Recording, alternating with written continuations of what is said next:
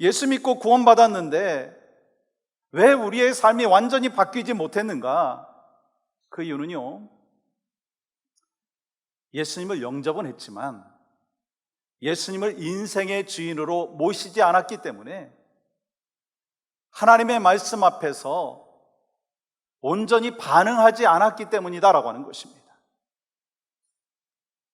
저는 목회를 하면서 이 성도들의 모습을 보면서 발견하는 것이 있어요. 하나님 말씀을 똑같이 듣지만 이 말씀에 반응하는 데는요, 엄청난 차이가 있다는 거예요. 지금 함께 말씀을 받지만 이 말씀을 받는 데는 엄청난 차이가 있다라고 하는 것입니다. 설교를 들으면서 아멘으로 받으시는 분이 있는가 하면 자기 생각과 자기 가치관과 맞지 않는다면 거기에 대해서 판단하고 그냥 무시하고 그냥 흘러 보내는 경우가 있다는 거예요. 어떤 분은요, 사모함으로 말씀을 듣고 행하기 위해서 힘쓰고 노력하지만 어떤 분은요, 눈물 흘리기까지 하면서 은혜는 받았다고 하지만 그때뿐이고 금방 잊어버리는 분도 있다는 거예요. 그러므로 말씀을 들을 때 집중함으로 옥토밭이 되어서 듣는 것과 돌짝밭의 마음으로 듣는 것과는요, 싹이 나고 열매를 맺는 데 있어서는 엄청난 차이가 있다라고 하는 거예요. 그렇기 때문에 자기 자신의 욕망과 세상의 유혹이 아니라 하나님께서 주신 말씀에 반응하는 삶을 살아갈 때 이 세상의 가치관과 차별화된 삶을 살게 되는 것이고, 또한 우리의 신앙은 성숙되어진다라고 하는 거예요. 소망하는 마음은요, 우리 모두가 매일매일 주시는 말씀을 우리 마음속에 새기고 살아갈 뿐만 아니라 그 말씀에 반응함으로, 그 말씀에 순종함으로 인해서 하나님 앞에 기쁨이 될 뿐만 아니라 바로 여러분과 저의 삶에 신앙생활의 기쁨과 또 감격을 날마다 누리시는 복된 신앙의 여정이 여러분과 저에게 있기를 간절히 소망합니다. 그렇다면 이 성경은 하나님의 말씀에 대해서 뭐라고 말씀하십니까? 오늘 본문 히브리서 4장 12절은 이렇게 기록하고 있습니다. 하나님의 말씀은 살아있고 활력이 있어 좌우의 날선 어떤 검보다도 예리하여 혼과 영과 및 관절과 골수를 찔러 쪼개기까지 하며 또 마음의 생각과 뜻을 판단하나니, 하나님의 말씀에는요, 오늘 본문에 보면 세 가지의 능력이 있다는 거예요. 그러면 하나님의 말씀은 어떤 능력이 있느냐? 그 첫 번째는요, 하나님의 말씀은 생명력이 있습니다. 한번 따라해 보시겠어요? 하나님의 말씀은 생명력이 있습니다. 하나님의 말씀이 살아있다라고 하는 것은요, 말씀에 생명이 있다는 거예요. 말씀에 생명이 있고 활력이 있기 때문에 하나님께서 말씀하신 것과 하나님의 뜻은 반드시 성취된다라고 하는 거예요. 여러분 이 사실 믿죠? 이사야서 55장 11절 말씀 볼까요?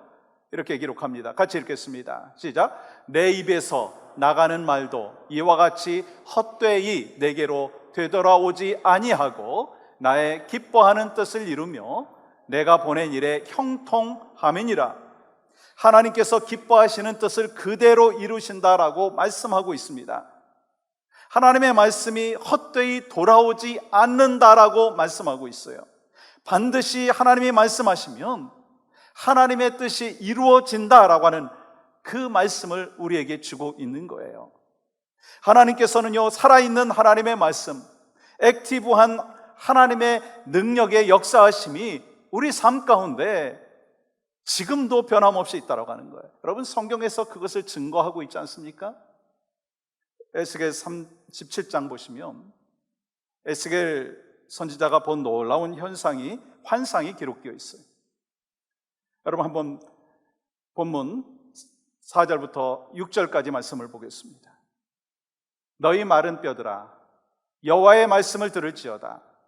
주 여호와께서 이 뼈들에게 이같이 말씀하시기를 내가 생기를 너희에게 들어가게 하리니 너희가 살아나리라.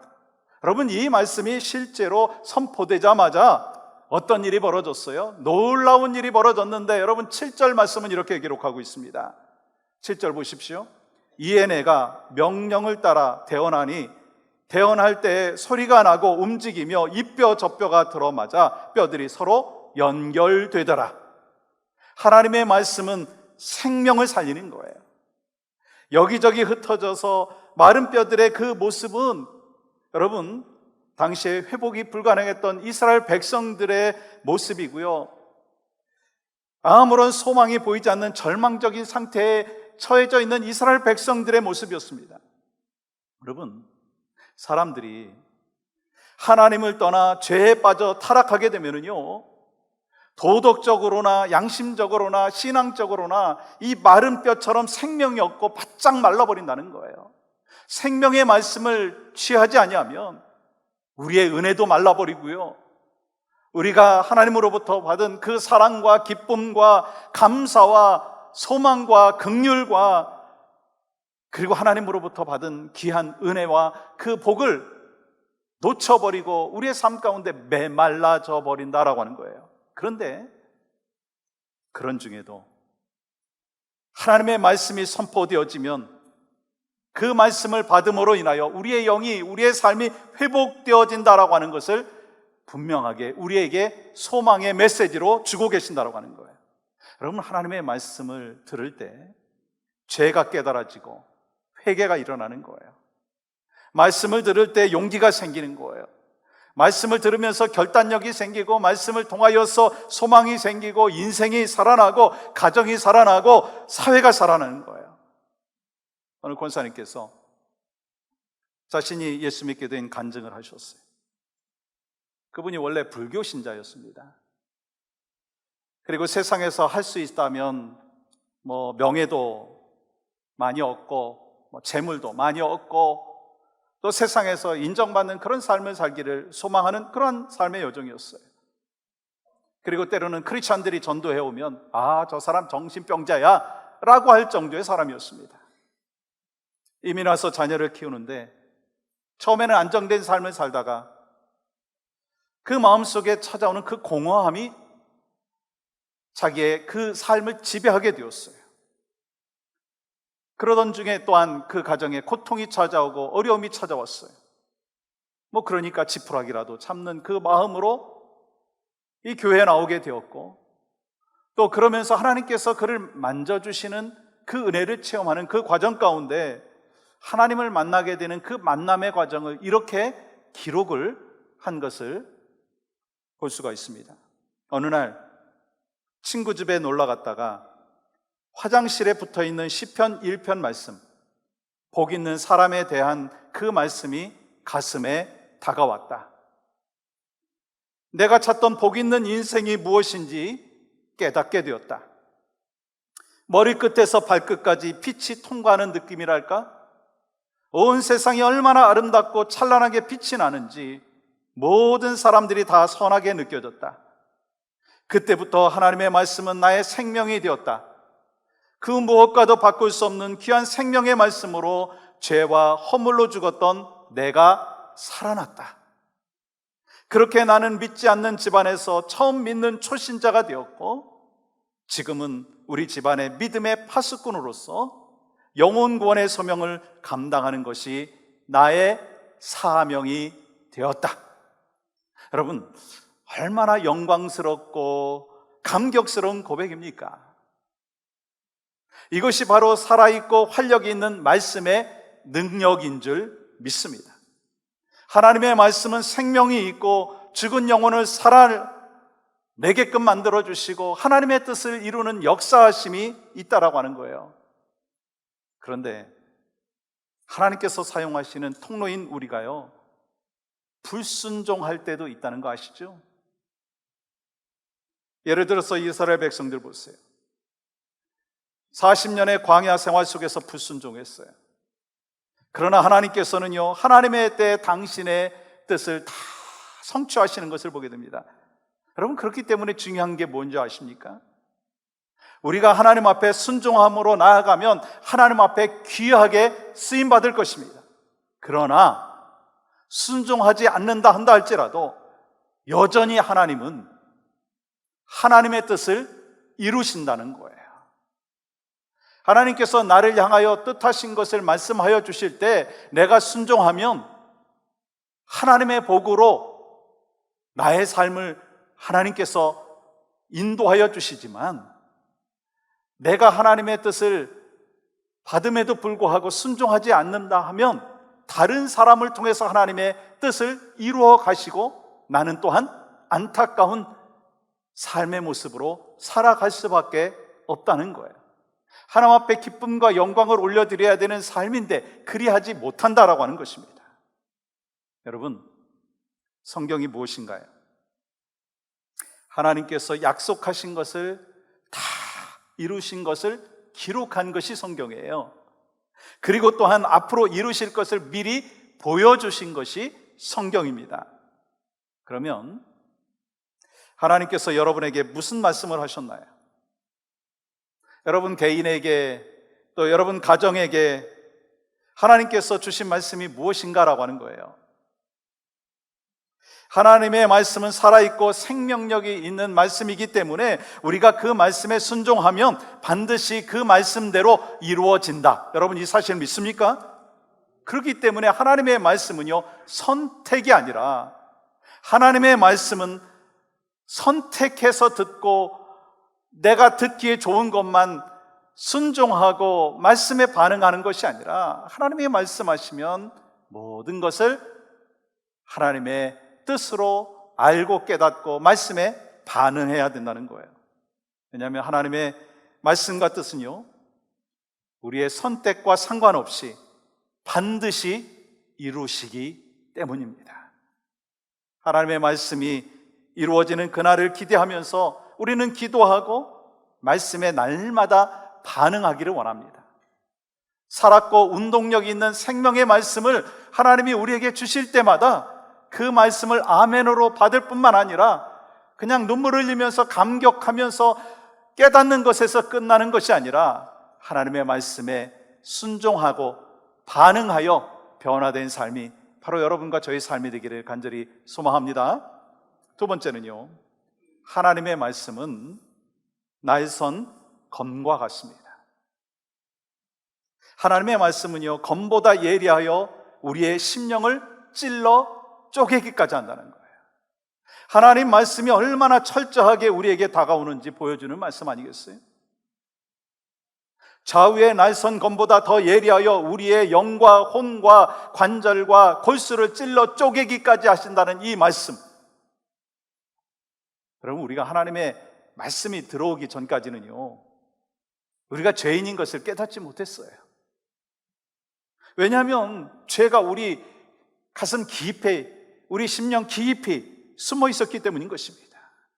그러나 하나님의 말씀의 빛이 비추어질 때 비로소 우리의 실체가 드러나게 되었어요. 이와 같이 하나님의 말씀은요, 매우 예리해서 마음 깊은 곳까지 밀고 들어오는 거예요. 그래서 말씀을 들을 때, 말씀을 깨달을 때 내가 죄인입니다 라고 하는 것을 깨닫게 되는 것이고, 탄식이 나오는 것이고, 말씀을 들으면서 우리에게 주시는 은혜도 있고 감격도 있고 기쁨도 있지만 고통이 찾아온다라고 하는 거예요. 왜냐하면 내 죄된 것을 발견하고 내가 하나님 앞에 비춰져서 볼 때 잘못된 거짓된 모습들이 비춰지는 그 순간에 고통이 찾아온다라고 하는 거예요. 여러분, 검이라고 하는 거는요, 공격적인 무기입니다. 그런 면에서 하나님의 말씀이라고 하는 검이 들어올 때 뚫지 못할 그러한 곳이 없다는 거예요. 하나님의 말씀은 눈에 보이지 않는 영혼까지도 찔러 쪼개기까지 하시고 뼛속까지도 깊이 들어가서 골수까지도 찔러 쪼개는 능력의 말씀인 줄 믿습니다. 그러면 여러분 자신에게 한번 질문해 보세요. 생명의 말씀, 영혼과 관절과 골수를 찔러 쪼개는 말씀의 검이 내게 다가오는 순간 나는 말씀 앞에서 어떻게 반응했는가? 그 날카로운 진리의 검이 내게 다가오는데도 나에게 특별한 반응이 없었다면 좀 진지하게 내 자신에 대하여 질문해 보아야 한다라고 하는 거예요. 내가 정말 구원받았는가? 내 영혼이 정말 깨어 있는가? 내가 예수님을 주인으로 모시고 살지 않기 때문에 하나님의 말씀에 검이 들어올 때에도 반응이 없이 살아가고 있는 것은 아닌가? 하나님의 말씀은요, 찔러 쪼개기까지 하십니다. 그러나 말씀 받고 찔림을 받고 거기서 끝나는 성도의 삶은 어찌 보면 반쪽짜리 신앙이라고 할 수밖에 없어요. 반면에 말씀 듣고 찔림 받은 것을 넘어가지고 자기 자아가 쪼개지는 것이고 가치관과 영혼이 쪼개지는 그 반응을 하는 사람이 온전한 신앙인의 삶의 모습이라는 거예요. 그래서 우리에게 정말 중요한 게 뭐냐면 우리는 찔림에서 끝나는 것이 아니라 말씀을 적용하고 반응해야 된다는 거예요. 여러분, 사도행전 7장에 보시면 스데반 집사님께서 설교했을 때 사람들이 이렇게 반응하는 것을 보게 되죠. 54절 말씀 보세요. 그들이 이 말을 듣고 마음에 찔려 그를 향하여 이를 갈거늘. 그들은 마음에 찔림을 받았지만 거기서 끝났어요. 그들의 영혼을 변화시키는 쪼개짐이 없었다라고 하는 거예요. 그들은 회개하지 않고 오히려 스데반 그 집사님을 향하여 이를 갈았고요, 결국 스데반 집사님을 성 밖으로 내쫓고요, 돌로 쳐 죽이는 그런 모습을 볼 수 있습니다. 그런데 똑같은 하나님의 말씀이라도요, 이 베드로가 복음을 전했을 때 변화되는 것을 보게 됩니다. 사도행전 2장 37절과 38절 말씀 보시면 이렇게 기록합니다. 같이 한번 읽어볼까요? 시작. 그들이 이 말을 듣고 마음에 찔려 베드로와 다른 사도들에게 물어 이르되 형제들아 우리가 어찌할꼬 하거늘 베드로가 이르되 너희가 회개하여 각각 예수 그리스도의 이름으로 세례를 받고 죄 사함을 받으라. 그리하면 성령의 선물을 받으리니. 문제는요, 말씀을 받는 사람의 마음밭이 어떠한가라고 하는 것이 중요하다는 거예요. 여러분, 이렇게 찔림, 쪼개짐의 이 역사함을 경험하면서 이 하나님의 말씀이 내 안에 들어올 때 어떻게 반응하냐라고 하는 것이 중요하다라고 하는 거예요. 여러분, 하나님의 말씀이 나에게 다가올 때 불편하고 아프지만 그것을 하나님의 말씀으로 받아서 붙드느냐 아니면 쪼개지는 것을 거부하느냐라고 하는 것, 여러분, 그것이 인생을 결정하는 데 중요한 갈림길이라고 하는 거예요. 여러분, 스데반 그 집사님의 설교에 바리새인들 서기관들은요 이를 갈며 귀를 막고 거부했습니다. 그런데 여러분, 우리는 살아있는 하나님의 말씀을 나와 아무 상관없는 것으로 여기지 않아야 된다는 거예요. 하나님의 말씀을 믿음으로 나에게 주시는 것이다라고 하는 것을 믿고 확신하면서 받아야 된다는 거예요. 그러므로 말씀을 받고 말씀에 반응하는 은혜를 경험할 때 이 말씀의 그 역사하심을 우리 심령 가운데 날마다 경험하여 변화된 삶을 살아가게 된다라고 하는 거예요. 우리가 말씀을 묵상하고 이 말씀을 이렇게 공부할 때 보면, 공부를 열심히 하시는 분들은 말씀을 쪼개는 데 집중합니다. 열심히 공부하면서 말씀을 쪼개는 데 집중합니다. 근데 여러분, 중요한 게 뭔지 아세요? 내가 말씀을 잘 쪼개는 것이 중요한 것이 아니라 내가 말씀으로 인하여 쪼개지는 것이 더 중요하다고 하는 거예요. 여러분이 저를 위해서 기도해 주시는 것 참 감사합니다. 어떤 분은 이렇게 기도하실 거예요. 목사님, 말씀을 잘 쪼개가지고 말씀을 잘 전하게 해 주시옵소서. 물론 그 기도해 주셔야 되겠지만 더 중요한 기도는 뭐냐면 우리 목사님이 말씀을 통하여서 쪼개짐을 받게 하여 주시고 그 쪼개진 그 마음으로 성도들에게 말씀을 전하게 하여 주시고, 그래서 우리들은 그 목사님이 쪼개신 그 말씀과 쪼개진 그 삶의 모습으로 우리에게 말씀을 전할 때 내 심령도 내 마음도 쪼개지게 하여 주시옵소서. 그래서 내 삶이 변화되어지고 회복되어지는 것이 더 중요하다라고 하는 것입니다. 그래서 말씀을 막 쪼개려고 애쓰고 그렇게 노력하기보다는 하나님, 내가 말씀에 쪼개지는 삶을 살게 하여 주시옵소서. 그것이 바로 여러분과 저의 삶이 될 수 있기를 간절히 소망합니다. 그래서 우리의 삶을 하나님께서 원하시는 변화된 삶을 살아가야 되는 거예요. 그래서 말씀이 나의 힘이 되어지고, 말씀이 나의 능력이 되어지고, 말씀이 나를 변화시켜 주셨다라고 하는 그 삶의 고백이 날마다 여러분과 저에게 있기를 간절히 소망합니다. 말씀의 거울이 나를 비추어졌을 때 나의 죄된 것, 나의 부정한 것, 하나님이 기뻐하시지 않는 모든 것들이 쪼개지는 역사가 있게 됩니다. 우리 모두가 말씀에 반응함으로 인하여서 하나님의 자녀답게 말씀의 능력을 힘입어서 날마다 살아가시는 복된 믿음의 여정이 바로 여러분과 저에게 있기를 간절히 소망합니다.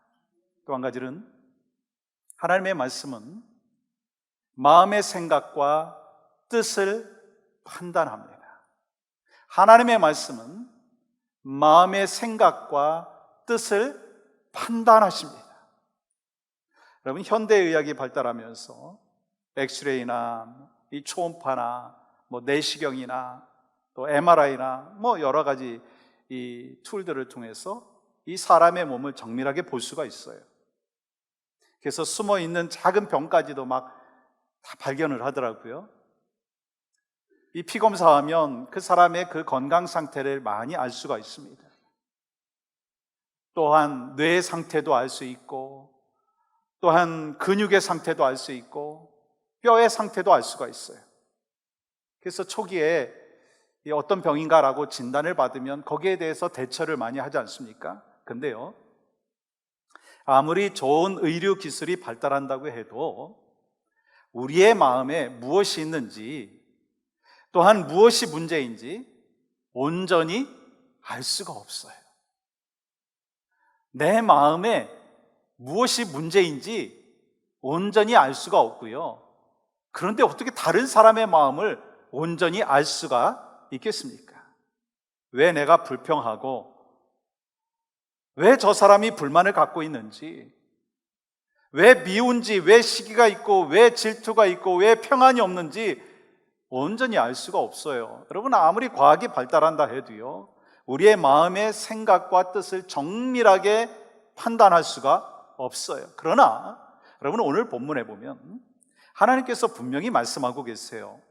우리의 마음의 생각과 우리의 뜻까지도 말씀을 통해서 깨달을 수 있고 드러난다라고 말씀하고 있는 거예요.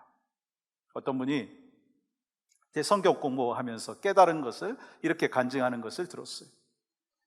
이 성경 공부하다가 보니까 이 평소에 그냥 지나쳤던 말씀이었는데 이 너무나 말씀이 선명하게 내게 다가와가지고 내 자신을 바라보게 되었다고 하는 거예요. 전에는 예수 그리스도 그 십자가의 사건을 말씀을 통해서 읽으면서 아니 어떻게 저렇게 예수님을 십자가에 못 박는 잔인함을 보여줄 수 있는가? 왜 이렇게 저렇게 악한가? 그러면서 화가 나고 막 어떻게 저렇게 할 수 있는가? 그렇게 그 사람에 대해서 정죄하는 마음이 있었답니다. 그렇지만 이 성경 공부하면서 나도 똑같이 예수님을 거부하고 나도 똑같이 예수님께 배신했고 예수님께 도망쳤다라고 하는 그런 사실을 깨닫게 되었다고 하는 거예요.